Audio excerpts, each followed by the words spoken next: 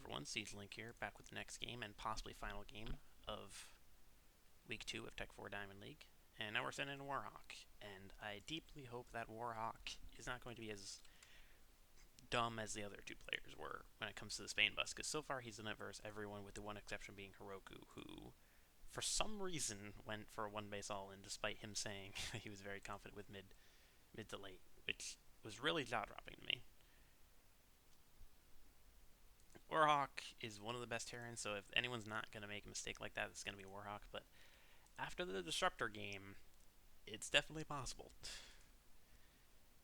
But I think the biggest issue is if he thinks 100% it's a Bane bust and there's no chance it's not a Bane bust and he doesn't do any follow-up scouting.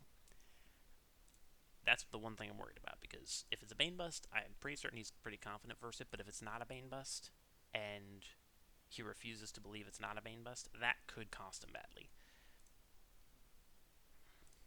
Because then he'll not try to macro out of it. He's gonna put himself very behind if he doesn't do any follow-up scouting. Because that's something I've seen too many Terrans do.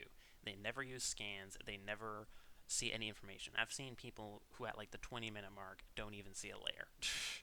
It's really bad. You know, if this Overlord wasn't here, I would almost be tempted to put a supply depot here. So it actually shortens the rush distance of like Lings and stuff. But that only works if they just straight up don't see it. But with but there's just enough vision, I think, once it finishes to be able to see that, especially with the creep.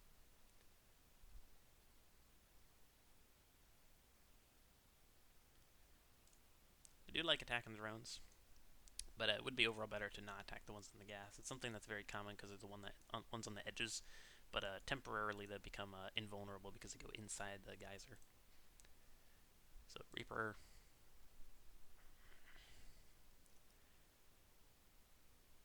Now Factory in a second. Could have definitely done it before the supply depot, but doesn't want to be supply blocked at all, even though it doesn't really matter, especially since you know it's very likely a Bane bust is going to come. Ling speed, no Bane Ling nest yet, and actually doesn't have anyone close to enough minerals or gas to get it. He's got enough now for it, and Roach Warren. So same kind of build, 2 base aggro, but no Bane Ling nest.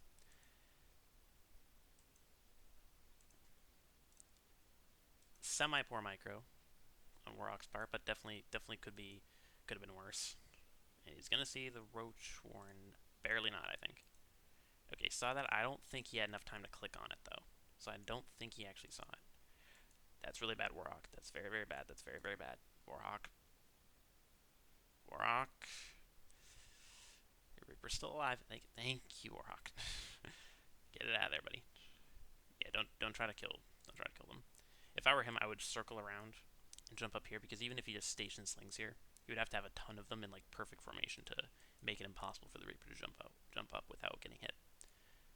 Going into siege tank, so I guess he did see the Roach Warren, because he definitely would not be building siege tanks against a Baneling bust. Still a bunch of Lings though, so I think he might be a little surprised by how many Lings. Oh, okay. GTKung actually canceled the Roach Warren and went Baneling Nest. This is gonna turn out kind of well for him. The problem is he doesn't have if he had an extra wall off layer, that would be good. But honestly, one thing that you really should do here is you shouldn't actually move this orbital. What you should do is just lift it and keep it there, so you have full information of anything on the natural location. And if he knew it was Bane's, he would have another layer. But yeah, the tank is not like dead. He just needs to repair it. And if I were him, I would immediately start building more supply depots for extra wall off layers. He's not repairing. That's very, very, very bad, Warhawk. What? What?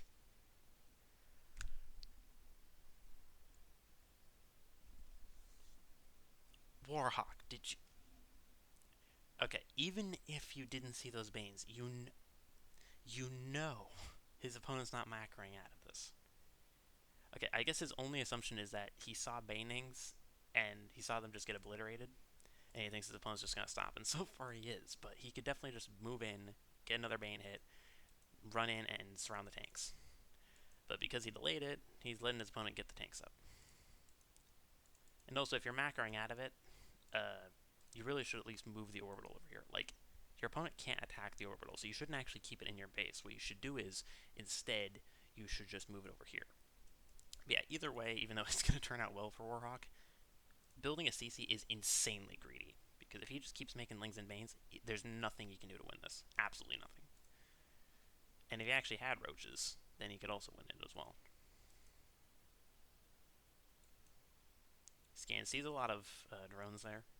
Personally, I would have scanned the main base to see if there's a lair coming up. Either that or the third base location.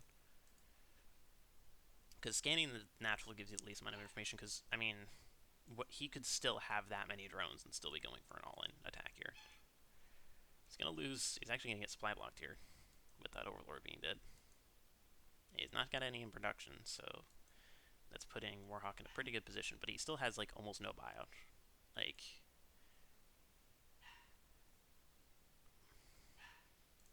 yeah, Warhawk is playing. He really thinks his opponent has made like no extra units, and GTKung's playing this perfectly. Just this is exactly why people kind of encourage people to play like this, where they go very greedy, like, oh, there's no chance if they're transitioning they can't have any more extra units. Oh no, they can, they can, and if you be like, oh, he has extra drones, therefore he's transitioning, and therefore I don't have to make any additional units. Oh, you're very wrong about that, buddy. Like, he's got almost no bio units because he's been on 111, and yeah, I don't even think he's been producing Marines continuously. He's getting Spire up as well, and this is another reason why, in my opinion, the natural base, because even if the natural base scan was bad, because even if he scanned the main, even if he didn't see the Spire, he would have saw the lair timing, so he would have known roughly when Hydras, when Spire, when something like Swarm Host could have been coming up. But I'm not sure if I've ever actually seen Warhawk play mech. We do have quite a few mechers here. Yeah, scan the third base, that's alright, but I definitely would love to see a scan in the main here. And there we go. Scan in the main, sees the Spire. He's got double E base, so he can build turret in each base, which he's going to instantly do. Warhawk is playing this perfectly, despite playing not so much poorly, but like insanely greedy. Once he built that third base, I honestly thought like he just forgot he had second base. Because if you build a third base when after you saw an all-in, that takes an insane amount of balls. Like, if his opponent just kept making Lings and Banes, like if he's got 20 Banes and 40 Lings, it doesn't matter if it's a silver going up, it's a GM. You just A move and win. You can literally A move and look away from your keyboard and win that. Because you're completely gambling on that factor. And the thing is, Warhawk wasn't behind. It's not like he has to take that risk. Okay, there's tank. I heard a siege up, and I was like, it wasn't that siege tank. I also don't really like the weird continuously attack here, especially since he's not attack moving his medevacs onto the bio, which means that the medevacs can just die on their own. Stim has finished here. He's getting 2-2 before combat shields. I feel like that's quite bad. Yeah, one tank's not going to do anything here. One Viking will help. You kind of just ignore the. I just feel like, yeah, this is kind of what I'm saying. I feel like Warhawk really didn't. I feel like Warhawk thought his opponent went insanely greedy, but even scouted this many links, and he moved across the map with a force that he knew couldn't win against the amount of units his opponent had. Like, look at the worker count. Warhawk's got 45 workers and no army. He's got 2 tanks, which don't kill Ling, Bane, Muta. Especially when they're not clumping up. I mean, thankfully he's got a turret, so he's not going to just instantly die to these guys, but. And also, look at how late his extra racks are. He's been banking up quite a bit of minerals. I mean, if you were to tell me who is playing this game, I definitely would not say Warhawk if I was like blindly guessing who played this, because Warhawk he's getting a bunch of information and he's completely ignoring it. He's acting as if he never got any information at all. Yeah, like look at this. He's gonna land the orbital when he knows he's behind units. He's stimmed units, and they're not healed, and he knows his opponent has a ridiculous amount of lings that can easily kill that third. Luckily for him, he's split up his army in a very stupid way, and is actually morphing banelings. If he actually stimmed in right now, ooh, that's huge. He's gonna lose all the mutas here. That Warhawk needed that mistake. Pre-split, pre-split. Warhawk needed that badly, and that's another reason you shouldn't just morph right outside of the opponent's range like that. GTKung's kind of forgot about these units here. I mean, GTKung is still in a very good position. It's 130 to play at 103. But things definitely... I mean, he's got to do something. I feel like just the fact that he's going tank against Lingbane Muta when he's not even continuously making bio units. Like, look, he's going for extra... Hold up.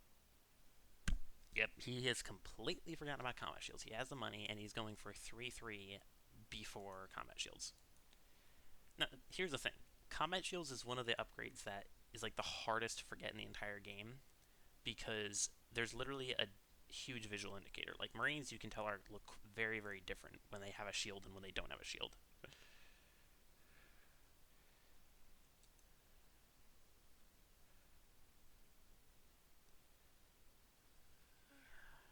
Imagine if these were Bane. Imagine if these were Widow Mines. GTKung would have lost everything there. Like, tanks are very bad against Lingbane Muta, especially when you don't have enough bio to back them up, which Warhawk never had this game. He was never close to having enough bio this game. He had a bunch of information on how many units his opponent had and didn't use it.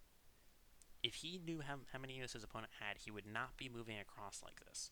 Because so far, he's not getting any good trades whatsoever, because he's always behind army supply. When you're behind army supply, you not only need to be making more army, like, his production was super late. Like, that's, I think, one of the biggest factors. His production was super late. He was never able to get enough Marines. And if you're going to do that, you need to go for, like, drops or something. You can't just take straight up fights.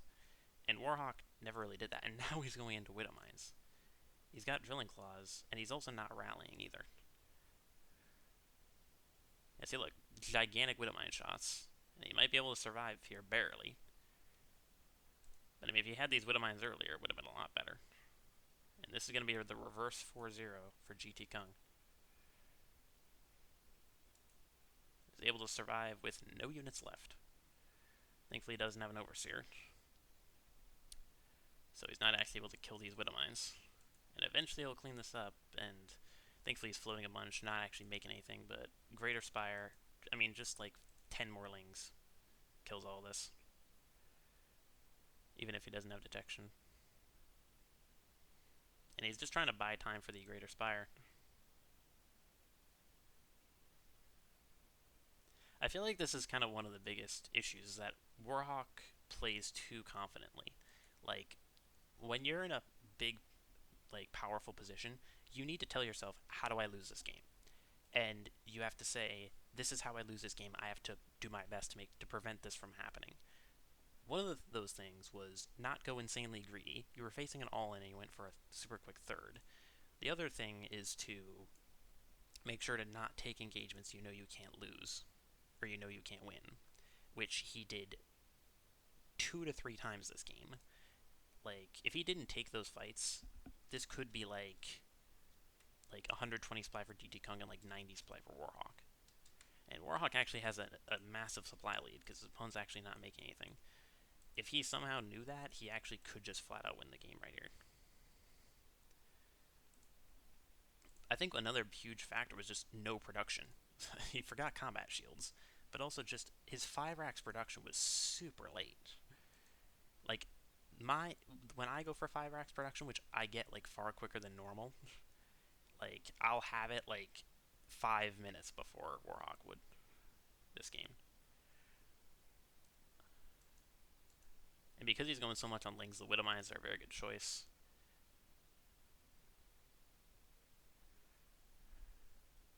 He scans a tiny bit ahead, which he's kind of wasting his scans a little bit. Now, you know your opponent has a Greater Spire, so you really have to kind of go aggressive. And he's actually going aggressively with Greater Spire, which turns out is actually going to be quite good here. This usually wouldn't be that good because just like a few Vikings could kill all of them, so it's very risky to do that. But it's actually going to work out for him quite well. Ooh, there goes all the Banes. That's Warhawk's 1. This is a huge mistake. Broodlords are wicked slow. is if Warhawk wins this, this would be one hell of a throw. The thing is, he has Corruptors and no Broodlords. He's not making any more Corruptors. Warhawk needs to make just nothing but Vikings. If he makes nothing but Vikings, he wins this. Lift up, lift up, lift up. Perfect. Drop them. Yeah, and that's bunches of Banes just all in one spot. His production's. You had a barracks burning and you didn't repair it. I feel like, yeah, Warhawk's 8 p.m. this game has just been really bad as well, it seems. Because his reaction times. Like, look, he's had a bunch of those guys not working. Um, like, he's moving his Widowmines in here. He's not building anything back at home. He's not, continuously making Marines. What he should do is just move them there, click, hit E, or whatever he has it set to, and then immediately start producing units with your, hotkey here. His army's coming across. He does see it a little bit in advance, which is a bit of a mistake. But, yeah, I mean, his macro's really poor here. I mean, this really doesn't even look like Warhawk. He's also rallying in the main base, which is a very, very bad thing to do. And Warhawk actually had a very good chance to win this game if he played a slightly better. Even despite being, in a super, super bad position. And honestly here, I would just move the bio away. Yep, the Banelings hit huge. And he has a chance. But yeah, continuous lings. I mean, the thing is, these follow-up lings would not win it. Would not even come close to winning it if he actually was on top of his production. He has a bunch of minerals floating, but he's got no APM. He's not producing any Marines. And on top of that, he's rallying them into the main base, so they're not helping out at all. He will ultimately be able to clean this up because Broodlords don't do that good of a job against just Marines by themselves. And yeah, the Widowmines are doing amazing for him this game. If only he had them right at the start.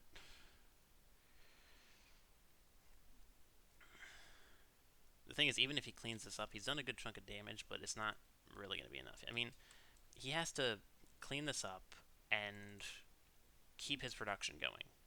And the thing is, you can see he just doesn't have the bank because he started producing units after he lost all of his economy. I'm really regretting not. I'm starting to regret, not really regretting, but starting to regret not just saying, let me just proxy this guy, because this guy's doing the same thing every time, and everyone, even Warhawks, reacted incorrectly, and this is really annoying me, because when you see someone do the exact same thing over and over and over, and yet you do everything you shouldn't do versus it, that's when it irks me really badly.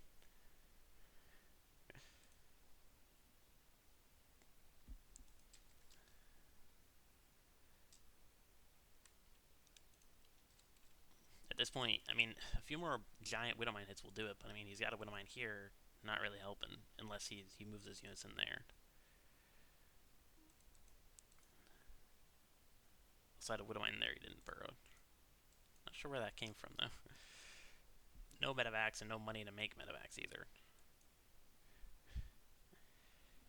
Yeah, his Warhawk had pretty solid. Warhawk had really, really good micro, but his decision making was horrendous, and his macro, specifically making Marines, was bad. Like, I think especially his decision making, because both of the engagements he had Marines, he was outnumbered. Every Marine was outnumbered to the Lings, one to like 5 Lings for every Marine, pretty much, which would be fine if you had Widowmines. But if you don't have Widowmines, that's nowhere close to what you need. Like, you should never be building tanks when your opponent has that many Lings. And if you're facing Lingbane Muta, you should always generally go Widowmine against it instead of tanks, because tanks really don't do much against it. He's got a medevac at least. His opponent's actually not playing this that well. He's got a Greater Spire, and he doesn't have an insane economy because the Widowmines. But at the same time, yeah, I mean, Warhawk's actually lost a lot less in terms of overall units and like economy, but the thing is, he's not had as much compared to his opponent because he's thrown away a lot at very crucial time. And again, he's moving out because, I mean, he feels like he really needs to do something, which to some extent he does, but he doesn't have enough bio to deal with the amount of lings. He's really just hoping for some gigantic Widowmine hits on the banelings. And so far, he is getting them. And Widowmines are the one unit you need. And that's gonna do it for Warhawk. That was a game that really kind of hinged on what I like to call, most games would just be saying, oh, it's GG, Warhawk has no chance to win, the Zerk has no chance to win. I lean those games towards saying it's like 90% chance. Your opponent has less than 10%, and when they have less than 10%, it means that they can win only if their opponent makes a gigantic mistake. And GTKung and Warhawk both made those mistakes that game. They both made some big mistakes, and they were kind of really good in one department of like micro, macro, and decision making strategies, that type of stuff. They were really good in one category, but very bad in another. So, very cringy game. Uh, I'm very surprised. I mean, they're both very good players. I'm surprised they made that many mistakes. But I mean, they're not Grandmaster players, so they're gonna make mistakes every now and again. And very surprising end to that game, I think. I feel like it was, considering how back and forth that game was and how many big mistakes there were, I feel like it was a little bit of an abrupt GG. So I'll see you guys in the final game.